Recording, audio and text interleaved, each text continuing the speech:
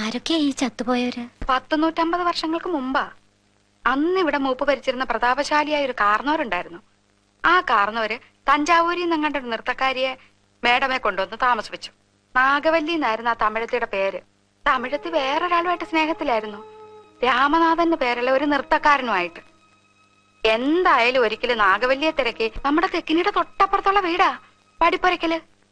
എന്തിനു പറയുന്നു, കാർന്നോരെങ്ങനെയോ ഈ രഹസ്യങ്ങളൊക്കെ അറിഞ്ഞു. അന്ന് അർദ്ധരാത്രി നാഗവല്ലിയെ കാർന്നോരെ നമ്മുടെ തെക്കിനിലിട്ട് വെട്ടിക്കൊന്നുകളഞ്ഞു. 8ാം ദിവസം ദുർഗാഷ്ടമി രാത്രിയില് നാഗവല്ലിയുടെ പ്രേതാത്മാവ് ഒരു രക്തയക്ഷിയായിട്ട് മാറി കാർന്നവരെ കുത്തി കൊലപ്പെടുത്താൻ വേണ്ടി അരക്കകത്ത് വരെ കയറി ചെന്നാ പറയുന്നേ. കാർന്നവരെന്തൊക്കെയോ ഭയങ്കര മന്ത്രമൊക്കെ ചൊല്ലി ഒടുവിൽ രക്ഷപ്പെട്ടു. അതീ പിന്നെ നാഗവല്ലിയുടെ പ്രേതാത്മാവ് തീരാപ്പകയോടെ ഈ തറവാട്ടിലൊക്കെ അലഞ്ഞടക്കാൻ തുടങ്ങി.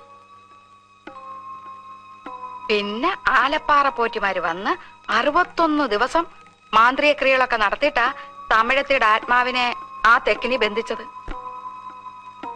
ആ പഴയ കാർന്നവരും അവസാനം വിഷം കഴിച്ച് ആത്മഹത്യ ചെയ്യായിരുന്നു.